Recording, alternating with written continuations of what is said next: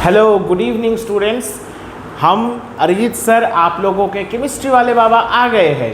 तो आज की क्लास में हम उसी चैप्टर का class 9 chapter 5 exploring mixtures and their separations, उसी चैप्टर को कंटिन्यू कर रहे हैं। आज हम आ गए एक नए टॉपिक को लेकर। जैसा कि पिछले वाले क्लास में आप लोगों ने सीखा था कि हम प्योर सब्सटेंस किसको बोलते हैं और इम्प्योर सब्सटेंस किसको बोलते हैं, और उनमें भी होमोजीनियस हेटेरोजीनियस कौन सा वाला एलिमेंट है, किसको हम कंपाउंड बोलेंगे, ये सब आप लोगों ने सीखा था।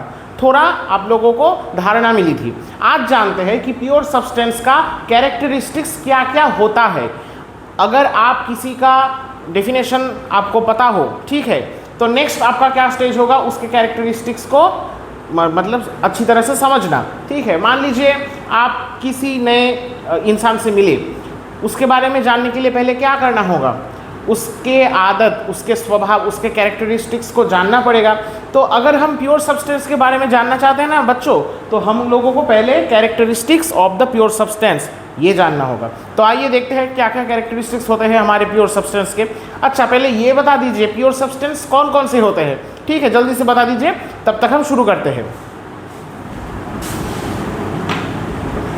हाँ, मुझे सुनाई दिया। प्योर सब्सटेंस मतलब कौन कौन होते हैं, एलिमेंट होते हैं और कंपाउंड होते हैं, यही प्योर सब्सटेंस है। और जो भी मिक्सचर्स है वो क्या है, वो इम्प्योर है, पता है। चलिए, तो प्योर सब्सटेंस के कैरेक्टरिस्टिक्स में हम पहले ही लिखेंगे, क्या लिखेंगे, पहला वाला जो है कि वो प्योर सब्सटेंस होमोजीनियस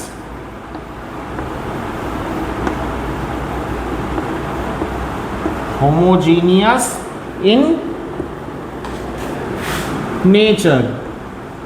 अब ये होमोजीनियस होता क्या है बच्चों, होमो मतलब क्या है, होमो मतलब होता है कि समान, इक्वल। ठीक है, दिखाई दे रहा है ना, अच्छा ठीक है। चलिए, तो होमोजीनियस मतलब, होमो मतलब इक्वल, ठीक है, और होमोजीनियस मतलब इक्वली जिसका कॉम्पोजिशन हो। जैसे मान लीजिए मिक्सचर का एक एग्जाम्पल मैं देता हूँ, हालांकि ये प्योर सब्सटेंस नहीं है, फिर भी समझने के लिए। आपने चीनी का शरबत बनाया, शरबत मोहब्बत हो या शरबत नफ़रत हो, कुछ भी हो। मान लीजिए आप बस पानी में चीनी को डालें। अब चीनी या नमक पानी में घुलने पर क्या होता है, वो तो इक्वली तो डिसॉल्व हो जाएगा, है ना।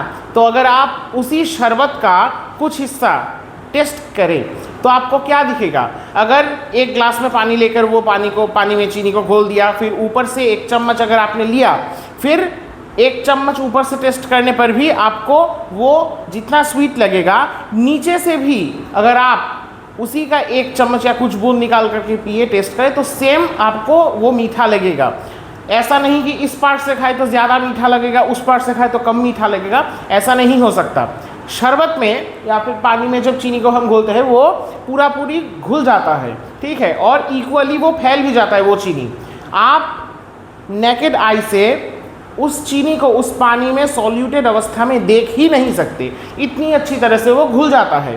तो ये जो घुलकर वो बनाता है, क्या बनाता है, होमोजीनियस मिक्सचर। मतलब आप उस ग्लास में कहीं से भी वो सॉल्यूशन को उठा ले तो वहाँ पर पानी और चीनी का रेशियो आपको सेम मिलेगा, पानी और चीनी का कॉम्पोजिशन आपको सेम मिलेगा, मिठास सेम मिलेगा।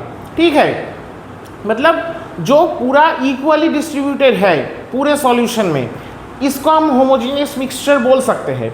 ऐसे ही प्योर सब्सटेंस तो मिक्सचर नहीं होते, तो प्योर सब्सटेंस के मामले में क्या बोला जाएगा कि प्योर सब्सटेंस के बारे में, एक प्योर सब्सटेंस है, उसके अंदर अगर पूरा का पूरा वो कॉम्पोजिशन सेम रहा, ऊपर से नीचे तक, आगे से पीछे तक, या फिर दाहिने से बाएं तक, तो उसको हम होमोजीनियस बोलेंगे। जैसे हवा, एयर, जिसमें हम सांस लेते हैं, वो होमोजीनियस है।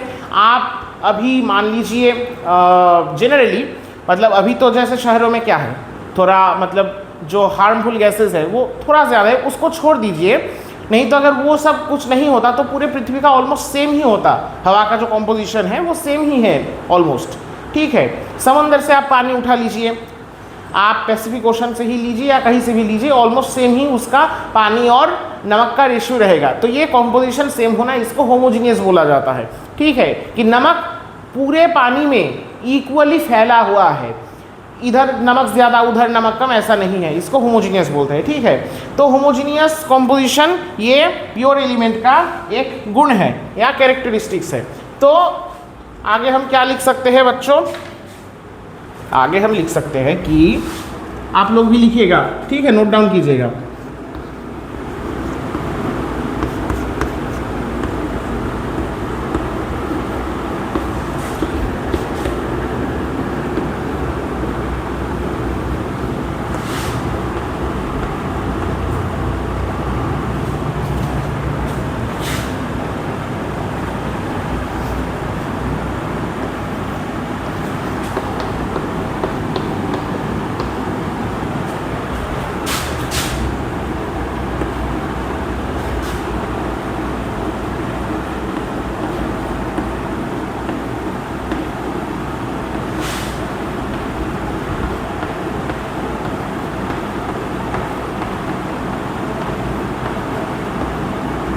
क्या लिखा हमने? Pure substances have a fixed and uniform composition. अच्छे से समझिए, प्योर सब्सटेंसेस मतलब एलिमेंट और कंपाउंड, उन लोगों के पास क्या होता है? एक फिक्स्ड और यूनिफॉर्म कॉम्पोजिशन। कॉम्पोजिशन मतलब क्या है कि वो किस चीज़ से बना है, उसको हम क्या बोलते हैं? कंपोनेंट बोलते हैं। ठीक है, तो अगर वो दो कंपोनेंट से बना है तो उनका जो रेशियो है तो उसको हम बोलेंगे कॉम्पोजिशन। जैसे पानी किससे बना है? हाइड्रोजन और ऑक्सीजन की रिएक्शन से। तो हाइड्रोजन और ऑक्सीजन क्या हुए? पानी के कंपोनेंट हुए। अभी हाइड्रोजन और ऑक्सीजन का जो रेशियो है, ठीक है, वो क्या होगा? वाटर का कॉम्पोजिशन वो कहलाएगा। ठीक है, फिक्स्ड मतलब क्या है कि वो एक तय है कि यही रहेगा। आगे जाकर मैं इसको एक्सप्लेन करता हूँ। और यूनिफॉर्म मतलब वो मतलब इक्वल रहेगा। जहाँ कहीं भी आप उस कंपाउंड को बना ले या पा ले उसको, उसका जो कंपोजिशन होगा यार वो फिक्स्ड और यूनिफॉर्म रहना चाहिए, इक्वल रहना चाहिए, वो इधर उधर नहीं होगा। जैसे इसको थोड़ा एक्सप्लेन करते हैं हम लोग, आप लोग पहले इसको नोट डाउन कर लीजिए। ठीक है,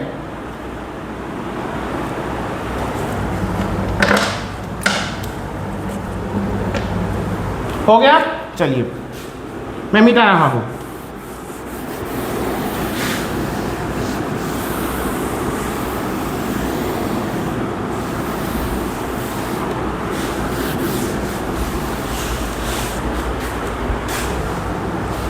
जैसे मान लीजिए पानी का एग्जांपल ही लेते हैं, सबसे इजी है ये इसका एग्जांपल। H2O, दो हाइड्रोजन और ऑक्सीजन। ठीक है, तो यहाँ पर हाइड्रोजन कितने हैं बच्चों? इसका अगर हम देखेंगे तो यहाँ पर हाइड्रोजन ये कितना है? 2 है। अभी इसका हम हाइड्रोजन और ऑक्सीजन का मास इसमें कंपैरिजन करेंगे। हाइड्रोजन कितने मास का है और ऑक्सीजन कितने मास का है? मास का मतलब तो आप लोगों को पता है, इसलिए मैं नहीं आगे बढ़ रहा उसके टॉपिक में। यहाँ हाइड्रोजन H2O में हाइड्रोजन कितने हैं? 2 है, 2 दिख रहा है। अब हाइड्रोजन का मास कितना होता है? इसका मास 1 होता है, 1। ठीक है, हाइड्रोजन सबसे हल्का एलिमेंट है और इसका मास, इसका एटॉमिक मास 1 होता है। तो 2 × 1 = कितना हुआ? 2 होगा। ठीक है, अभी ऑक्सीजन कितना है? ऑक्सीजन 1 है। ठीक है, तो 1 और इसका जो मास होता है वो 16 होता है। ये याद कर लीजिए क्यों होता है, ये मतलब याद करना होगा। ठीक है, ये आगे जाकर आप लोगों को मिलेगा। अभी ये याद कर लीजिए कि ये ऑक्सीजन का 16 होता है मास और हाइड्रोजन का 1 होता है। ठीक है, अभी 16 है। ओके, तो हाइड्रोजन है 2 मास एंड ऑक्सीजन है 16 मास। अब इनका रेशियो क्या होगा? अगर डिवाइड कर देंगे इन दोनों को तो क्या निकलेगा? मान लीजिए ये कट जाएगा और निकलेगा क्या? 1/8। ये जो है 1/8 ये होगा पानी के अंदर हाइड्रोजन और ऑक्सीजन का मास ओरिएंटेड रेशियो। ठीक है, मास के ऊपर बेस करके हम ये बोल सकते हैं कि पानी में मास वाइज हाइड्रोजन और ऑक्सीजन का रेशियो ये होना चाहिए। ठीक है, मतलब अगर 1 मास हाइड्रोजन हुआ तो उसमें 8 मास क्या होगा? ऑक्सीजन होगा, क्योंकि ऑक्सीजन ऑब्वियसली बात है वो थोड़ा मैसिव है।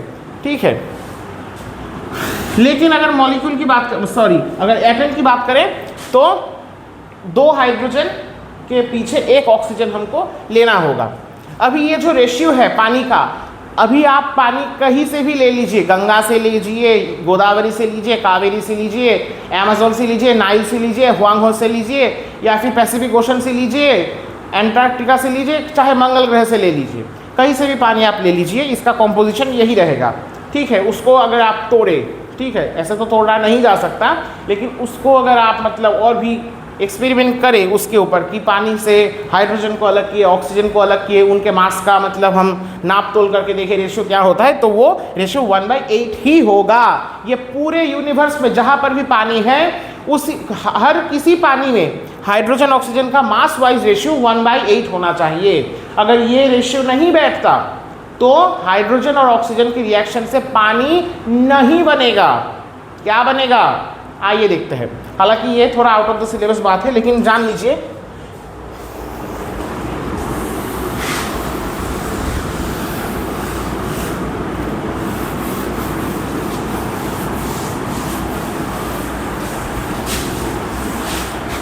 अगर आपको पानी बनाना है तो क्या करना होगा, हाइड्रोजन और ऑक्सीजन के मिक्सचर में एक जलता हुआ एक चिंगारी डालना होगा, ठीक है, माचिस डालना होगा, तो उससे आग लग जाएगा ऑब्वियसली हाइड्रोजन में। और जैसा कि हम जानते हैं कि आग जब लगता है, कॉम्बशन जब किसी चीज़ का होता है, तब वो ऑक्सीजन के साथ रिएक्ट करता है, और ऑक्सीजन के साथ रिएक्ट करने पर क्या होता है, हाइड्रोजन का वो पानी में कन्वर्ट होता है। ठीक है, अभी अगर हाइड्रोजन आपने लिया 2 और ऑक्सीजन लिया 1, तो क्या बनेगा, बनेगा ऑब्वियसली H2O, है ना।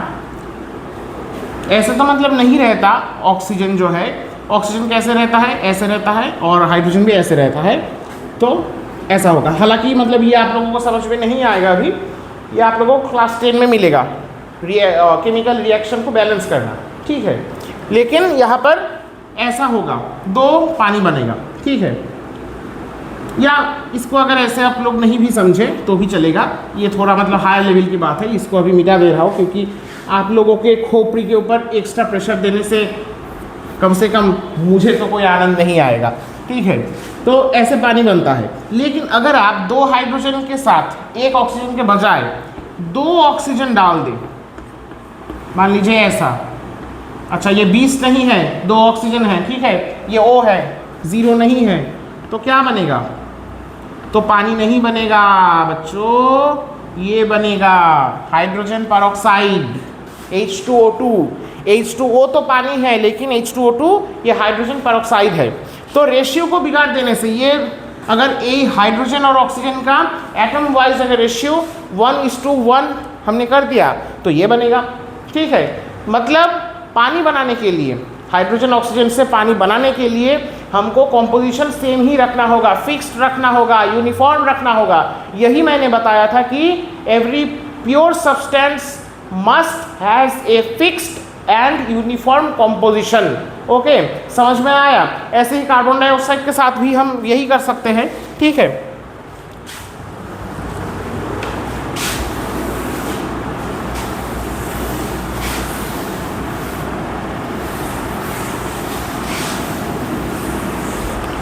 कार्बन डाइऑक्साइड जो है कैसे बनता है, ये CO2 है, ठीक है। तो इसमें कार्बन 1 है, ऑक्सीजन 2 है, ठीक है, 1 कार्बन एंड 2 ऑक्सीजन, इससे बना कार्बन डाइऑक्साइड, बना कि नहीं। लेकिन अगर हम इक्वल कर दे कार्बन और ऑक्सीजन को 2C+O2 या फिर 2O, देन वो नहीं बनेगा, कार्बन डाइऑक्साइड नहीं बनेगा, ये बन जाएगा carbon monoxide, CO, carbon monoxide, ठीक है। तो हर किसी कंपाउंड का कॉम्पोजिशन सेम रखना है, उसको हम बिगाड़ नहीं सकते, ठीक है। जैसे मान लीजिए आप कहीं घर में रसोई में कुछ बना रहे हैं, मम्मी को हेल्प कर रहे हैं, तो आपको टीवी के चैनल में वो शेफ जैसा बताएंगे कि 3 भाग आटे में 1 भाग बेसन डालना है, या 3 भाग मैदे में 1 भाग सूजी डालना है, वैसे ही आपको बनाना पड़ेगा। अगर वो नहीं बनाए तो नहीं बनेगा। हालांकि मतलब खाने की चीज़ तो बन जाएगा क्योंकि वो मिक्सचर है, उसको कोई फ़र्क नहीं पड़ेगा। लेकिन अगर आप ऐसे मतलब कंपाउंड बनाना चाहते हैं तो वो नहीं बन पाएगा। ठीक है, समझ में आया? समझ में आया? Okay okay.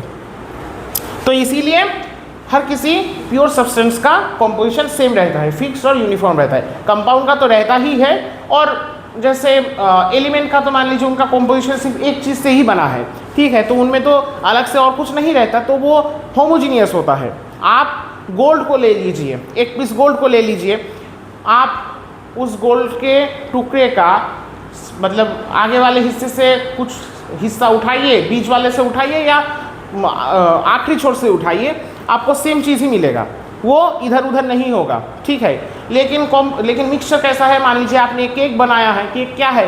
वो मिक्सचर है बहुत चीज़ों का। केक में आप नाइफ से काटे, एक हिस्से में क्या क्या मिलेगा? काजू ज़्यादा होगा, एक हिस्से में किशमिश ज़्यादा होगा। ठीक है, ऐसा इधर उधर हो सकता है, एक हिस्से में क्रीम ज़्यादा है, एक हिस्से में वो केक का बेस ज़्यादा है, तो वो मिक्सचर है, वो कोई फिक्स्ड या यूनिफॉर्म कॉम्पोजिशन वाला प्योर सब्सटेंस नहीं है। ठीक है, ओके।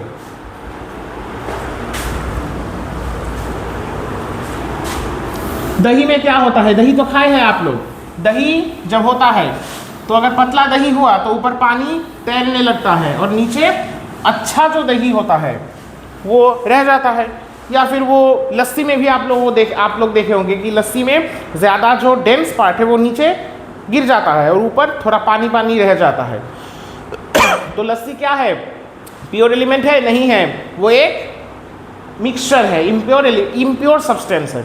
ठीक है, चलिए अब हम नेक्स्ट जो हमारा पॉइंट है उसके तरफ जाते हैं। Okay,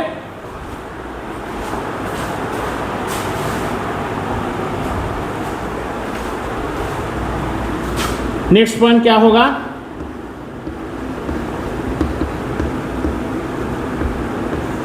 definite properties.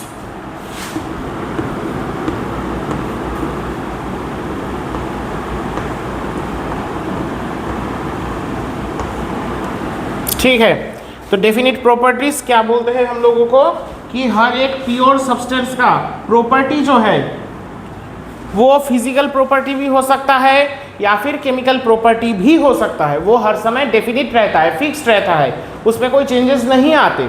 जैसे कि अच्छा, फिजिकल प्रॉपर्टी जैसे क्या क्या होगा? अच्छा, पहले थोड़ा लिख लेते हैं।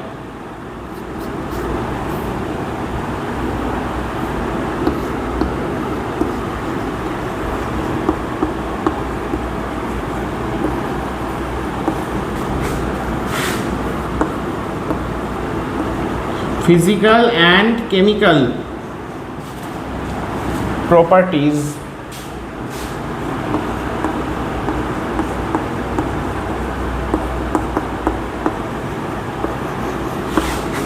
of a pure substance। अच्छा, इसको प्योर क्यों बोला जाता है पता है? एक लॉजिक ऐसा भी हो सकता है क्योंकि ये अपना रंग रूप कभी बदलता नहीं। जैसे आपका जो दोस्त जो हर समय अपना रंग रूप बदलता रहता है, खास करके महिला दोस्त, तो आप क्या बोलेंगे? वो अच्छी लड़की है या अच्छा लड़का है? अच्छा दोस्त है आपका? नहीं बोलेंगे। ठीक है, लेकिन जो अपना स्वभाव आपके प्रति उसका जो व्यवहार है, बिहेवियर है, उसको चेंज नहीं करता, जैसा है वैसा ही है, वैसा ही रहता है, तो आप क्या बोलेंगे? वो लड़का बहुत अच्छा है। ऐसे ही जो सब्सटेंस अपना फिजिकल या फिर केमिकल प्रॉपर्टी को चेंज करता रहता है उसको हम प्योर सब्सटेंस नहीं बोल सकते, उसमें घोटाला है, वो इम्प्योर है। लेकिन जो सब्सटेंस अपना प्रॉपर्टी चाहे फिजिकल हो केमिकल हो वो चेंज नहीं करता, हर समय उसको डेफिनेट फिक्स्ड रखता है, तो उसको हम क्या बोल सकते हैं? वो प्योर है। ठीक है, physical and chemical properties of a pure substance is always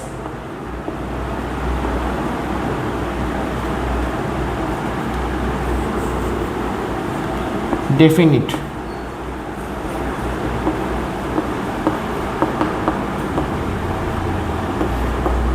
मतलब ये चेंज नहीं होता। डेफिनेट का मतलब यही है कि ये चेंज नहीं होता। ठीक है, अच्छा अभी देखिए जैसे फिजिकल प्रॉपर्टी क्या क्या है? मेल्टिंग पॉइंट हो गया, फिर बॉइलिंग पॉइंट हो गया, फ्रीजिंग पॉइंट हो गया, ठीक है, कलर हो सकता है, स्मेल हो सकता है, ये सब इन प्रॉपर्टीज़ में आते हैं। केमिकल प्रॉपर्टी क्या है कि कौन किसके साथ रिएक्शन करेगा, वो केमिकल प्रॉपर्टी है, ठीक है। कोई कोई चीज़ है जो आपस में रिएक्ट नहीं करते, लेकिन कोई कोई चीज़ है जो आपस में रिएक्ट करते हैं। कौन किसके साथ रिएक्शन करेगा, इसको हम केमिकल प्रॉपर्टी बोलते हैं। और फिजिकल प्रॉपर्टी क्या है, फिजिकल प्रॉपर्टी मतलब ये रंग, रूप, स्वाद, गंध, ये सब फिजिकल प्रॉपर्टीज़ में आते हैं। आप लोग अभी फिजिकल प्रॉपर्टी ही समझिए, उसी से काम हो जाएगा। जैसे थोड़ा लिख लीजिए, जैसे मेल्टिंग पॉइंट हो सकता है,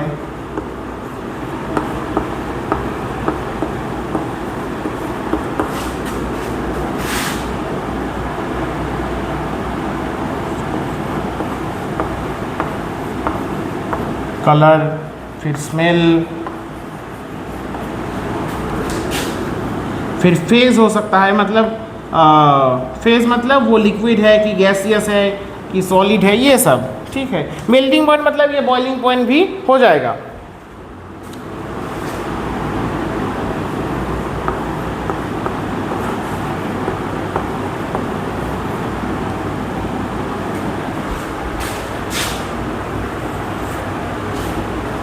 लिख लीजिए थोड़ा।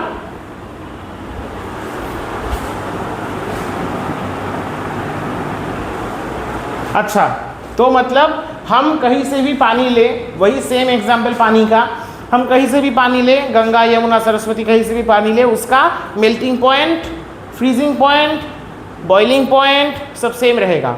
उसका स्वाद, उसका रंग, रूप सब सेम रहेगा।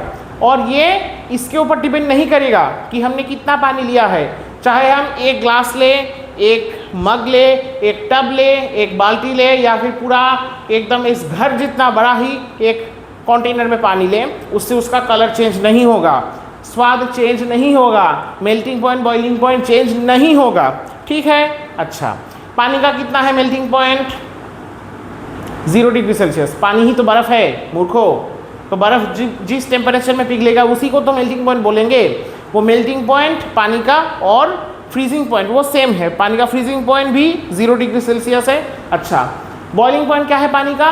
100 डिग्री सेल्सियस। चाहे कहीं से भी तुम पानी उठा लो वो सेम ही रहेगा। और चाहे तुम पानी 1 लीटर लो या 10 लीटर लो या 1000 लीटर लो, ये उससे इसमें डिफरेंस नहीं आएगा, वो सेम ही रहेगा, ठीक है। अच्छा, लेकिन इम्प्योर सब्सटेंस में क्या होता है, जैसे पानी में तुम चीनी को मिला दिए, उसका एक घोल बना दिए, ठीक है, तो उसमें अगर चीनी ज़्यादा डल गया तो वो ज़्यादा मीठा होगा कि नहीं? टेस्ट अलग हो जाएगा। कम डाल दिए फिर भी तो एक पानी और चीनी का ही तो मिश्रण है, मिक्सचर है, लेकिन उसका मिठास कम होगा। ओके, अच्छा, मतलब मिक्सचर जब हम बनाते हैं उसका क्या होता, क्या नहीं होता, कोई फिक्स्ड कॉम्पोजिशन नहीं होता। तुम 1 ग्लास पानी में 1 चम्मच चीनी डालो, वो भी पानी चीनी का मिक्सचर है। अगर 4 चम्मच डालो वो भी पानी और चीनी का ही मिक्सचर होगा। लेकिन 4 चम्मच डालने पर वो ज़्यादा मीठा होगा, 1 चम्मच डालने पर मीठा तो होगा लेकिन उतना ज़्यादा मीठा नहीं होगा। अच्छा, तो कॉम्पोजिशन अलग होने पर भी वो दोनों ही सेम चीज़ है, पानी और चीनी का मिक्सचर, ठीक है। फिक्स्ड कॉम्पोजिशन ना होने से हम इसको प्योर सब्सटेंस नहीं बोलेंगे। और क्योंकि ये प्योर सब्सटेंस नहीं है इसलिए हर बार इसका टेस्ट, इसका मतलब अलग और भी फिजिकल जो प्रॉपर्टीज़ है वो चेंज होता रहेगा। लेकिन प्योर सब्सटेंस में ये ऐसा नहीं होता, वो सेम रहता है। चाहे यूनिवर्स से कहीं से भी उठा लाओ, चाहे कम लाओ, ज़्यादा लाओ, कुछ भी लाओ, ये प्योर सब्सटेंस और इम्प्योर सब्सटेंस का एक और बड़ा डिफरेंस है, याद रखिएगा, ठीक है। अच्छा,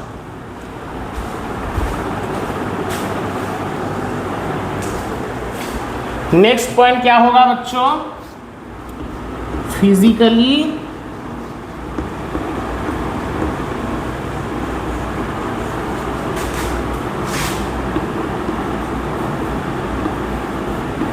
इनसेपरेबल, मतलब फिजिकली हम किसी भी प्योर सब्सटेंस के कंपोनेंट्स को अलग नहीं कर सकते।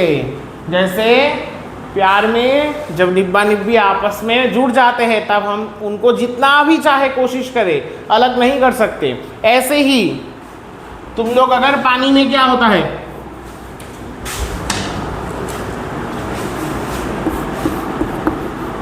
H2O, इसमें हाइड्रोजन है और क्या है, ऑक्सीजन है। इन दोनों को अगर ऐसे अलग करने की कोशिश करो, मतलब ऐसा तो नहीं हो सकता ना कि पानी के अंदर हाइड्रोजन है ऑक्सीजन है और तुमने एक हाथ डाला, हाइड्रोजन को पकड़ के खींच के बाहर ले लिया, या फिर ऑक्सीजन को इधर से बाएं हाथ से खींच के बाहर ले लिया। ये तो संभव नहीं है, ये तो तुम सब लोगों को पता है। ठीक है, कार्बन डाइऑक्साइड हवा में है, उसको तो तुम एक कार्बन को अलग से अलग नहीं कर सकते, ऑक्सीजन का तो अलग नहीं कर सकते। ठीक है, तो वो ऐसा नहीं कर सकते हम, ना तो हाथ से उनको अलग कर सकते हैं, ना ही और भी प्रोसेस से अलग कर सकते हैं। ठीक है, और कौन कौन से प्रोसेस है देखते हैं आज, चलो।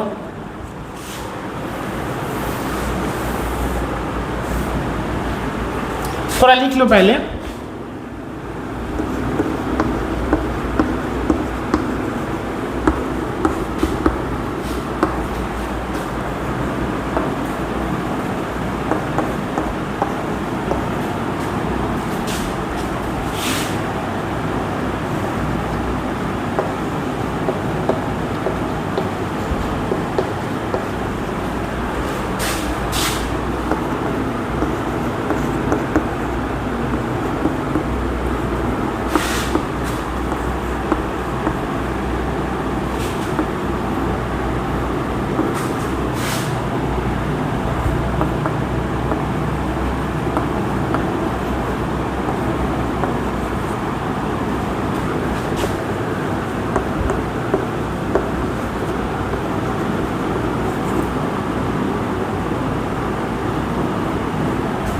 Pure substances can't be separated into simpler substances by using any physical method.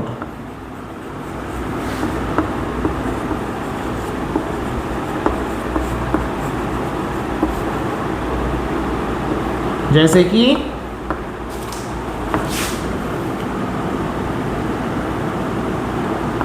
Evaporation, vaporise करना, फिर क्या होगा, फिल्ट्रेशन,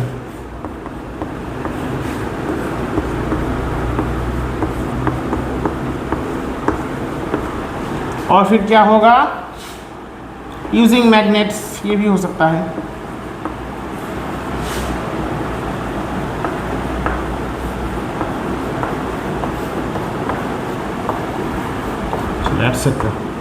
लिख लो, हाँ। Pure substances can't be separated into simpler substances by using any physical method like evaporation, filtration, using magnets, etc. मतलब क्या है pure substance? वही फिर से पानी, जो कि सबसे प्योर है। अच्छा, तो पानी को हम, उसमें क्या है, ऑक्सीजन और हाइड्रोजन है, जिसको हम किसी भी फिजिकल मेथड से अलग नहीं कर सकते। एवापोरेशन, जैसे यहाँ पर बोला गया, तुम पानी को भाप बना सकते हो गर्म करके, वो पानी को गर्म करने पर वो उबल जाएगा, वो फूटने लगेगा, तो वो फूटने पर या उबलने पर क्या उससे हाइड्रोजन और ऑक्सीजन अलग हो जाएगा? मतलब हाइड्रोजन उड़ गया, ऑक्सीजन नीचे बैठा रहा, ये नहीं हो सकता। वो भाप जो बनेगा ना, वो भाप में भी वो हाइड्रोजन ऑक्सीजन आपस में चिपके हुए होंगे, इतना बॉन्डिंग उनका स्ट्रांग है। ठीक है, तो एवापोरेशन से हम पानी के कंपोनेंट्स को अलग नहीं कर सकते। सिमिलरली हम उसको फिल्टर करके भी छान नहीं सकते। मतलब एक कागज़ लिया, एक छन्नी लिया, पानी को डाल दिया, तो ऐसा तो नहीं होगा कि हाइड्रोजन और ऑक्सीजन अलग हो जाएंगे। चाहे कितना भी बारीक फिल्टर तुम लोग यूज़ कर लो, वो नहीं होगा।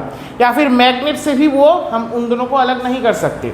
ठीक है, अच्छा, यहाँ पर एक बात है, मैग्नेट यूज़ करके जैसे पानी तो मैग्नेट से अट्रैक्ट होता भी नहीं, लेकिन जो चीज़ मैग्नेट से अट्रैक्ट होता है मान लो, उससे भी हम ये नहीं कर सकते।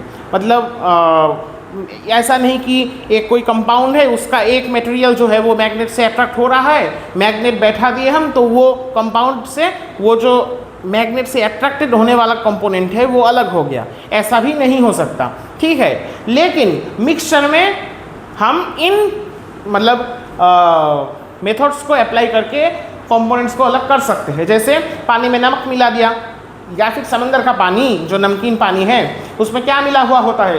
पानी में सोडियम क्लोराइड मिला हुआ होता है, जो कि खाने का नमक है। एवापोरेशन करके उसको तुम अलग कर ही सकते हो।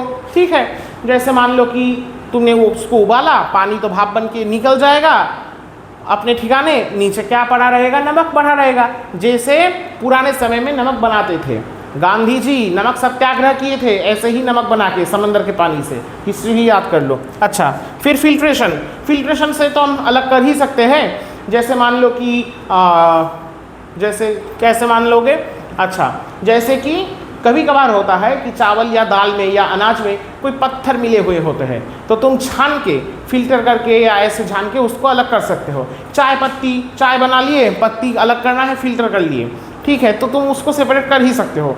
ऐसा कोई बात नहीं कि उसको सेपरेट नहीं किया जा सकता। और भी बहुत सारे सॉल्यूशंस होते हैं जिसको हम जिनमें से हम फिल्टर करके उसको छान सकते हैं, ठीक है। अच्छा, फिर मैग्नेट से भी हम अलग कर सकते हैं, फिजिकल मेथड से किसी मिक्सचर में से कोई पार्ट अलग कर सकते हैं, लेकिन प्योर सब्सटेंस को ऐसे अलग नहीं किया जा सकता, ठीक है। और प्योर सब्सटेंस में से मान लो कि कार्बन डाइऑक्साइड है, उसमें तो ऐसा नहीं कि कार्बन यहाँ पर घूम रहा है, तुमने देख लिया खाली आँख से, यहाँ पर ऑक्सीजन घूम रहा है, वो भी देख लिया, दोनों को अलग कर दिया हाथ से, ऐसा नहीं होता। वो इनसेपरेबल है फिजिकल मेथड से। फिजिकल मेथड क्या है, एवापोरेशन है, फिल्ट्रेशन है, ठीक है, या फिर मैग्नेट यूज़ करके कुछ भी, इन सब से वो नहीं टूटता।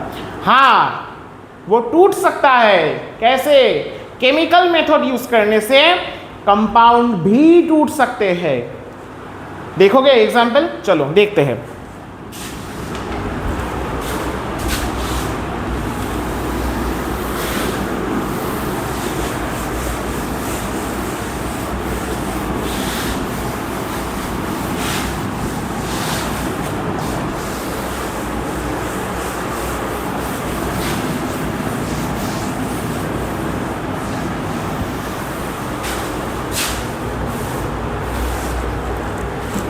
जैसे पानी, वही पानी वाला एग्जाम्पल, ठीक है। पानी में हाइड्रोजन और ऑक्सीजन को अलग करना है तो क्या करना पड़ेगा, इलेक्ट्रोलाइसिस करना पड़ेगा, मतलब पानी के भीतर से करंट को दौड़ाना पड़ेगा, इलेक्ट्रिक करंट को, बिजली को दौड़ाना पड़ेगा पानी के अंदर से। तो उससे क्या होगा, पानी में जो हाइड्रोजन और ऑक्सीजन है वो अलग हो जाएगा।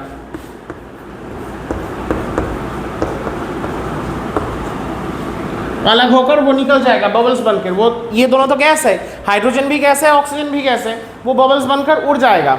ये कैसे करोगे, घर में कर सकते हो, ठीक है। जैसे मान लो एक कंटेनर है, उसमें क्या रखा हमने, पानी,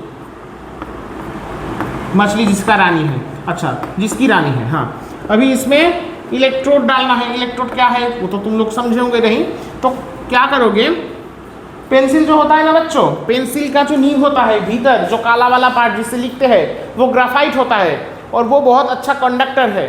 तो उसको इसमें चुबो दोगे, डुबो दोगे ऐसे, ठीक है। ये एक पेंसिल गया, ये एक पेंसिल गया, डुबो दोगे। अच्छा, अभी क्या करना है, पेंसिल के पीछे वाले पार्ट को थोड़ा ऐसे काट करके, या जिससे तुम पेंसिल को शार्प करते हो, शार्पनर से थोड़ा इसको शार्प करके पीछे वाले पार्ट से भी ये काला वाला हिस्सा निकालना है तुम लोगों को, दिखना चाहिए वो। फिर इसको एक कॉपर के तार से या किसी भी मेटल के तार से कनेक्ट कर दो। किससे कनेक्ट करोगे, यहाँ पर एक बैटरी लगाना होगा। ये मान लो ये बैटरी है, ऐसे तार से कनेक्ट कर दिए। यहाँ पर बैटरी को अगर चला दोगे तो इलेक्ट्रिसिटी दौड़ेगा, और क्योंकि पेंसिल के अंदर रहने वाला ग्राफाइट वो इलेक्ट्रिसिटी को कंडक्ट करता है, तो इलेक्ट्रिसिटी को कंडक्ट करके पानी के अंदर दौड़ा देगा, ठीक है। तो पानी में एक तरफ ये इलेक्ट्रिसिटी को ले जाएगा और पानी से वो इलेक्ट्रिसिटी होते हुए इस तरफ से भी फिर बैटरी तक जाएगा, ठीक है।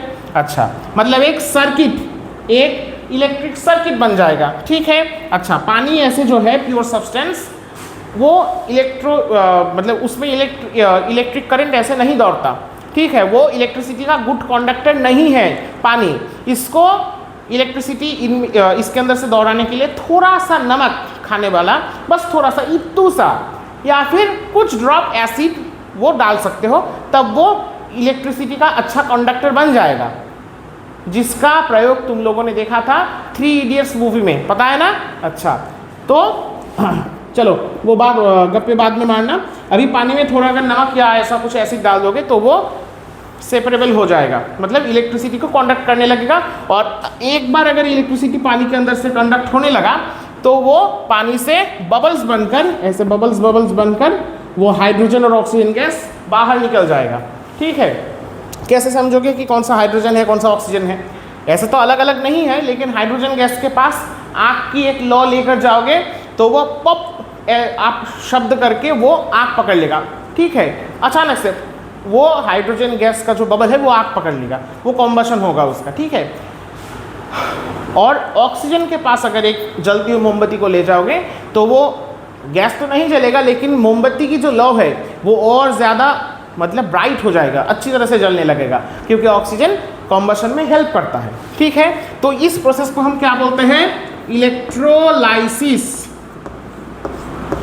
याद रखना, ये नेक्स्ट आगे जाकर तुम लोगों को मिलेगा ऊपर ऊंचे वाले क्लासेस में। इलेक्ट्रोलाइसिस मतलब क्या है? इलेक्ट्रिसिटी पास करवा के पानी को तोड़ना उसके कंपोनेंट्स में, पानी को या किसी भी मतलब मान लो किसी भी सब्सटेंस को, किसी भी मतलब जिसमें कुछ कंपाउंड हो, ठीक है, ऐसे सब्सटेंस को तोड़ना उसके कंपोनेंट्स में, इसको इलेक्ट्रोलाइसिस बोला जाता है। इलेक्ट्रिसिटी को पास करवा के खास करके पानी को तोड़ना उसके कंपोनेंट्स हाइड्रोजन और ऑक्सीजन में। तो ये एक केमिकल प्रोसेस है, और केमिकल प्रोसेस के ज़रिए हम किसी भी कंपाउंड को जो कि प्योर सब्सटेंस है उसको भी तोड़ सकते हैं उसके कंपोनेंट्स में। फिजिकल मेथड से वो नहीं टूटता, लेकिन केमिकल मेथड से टूटता है ना? हर ताले का कोई ना कोई चाबी होता है। चलो बाय बाय, आज का क्लास यही समाप्त। शुभ रात्रि, अच्छे से पढ़ना। ठीक है, बाय, चलो।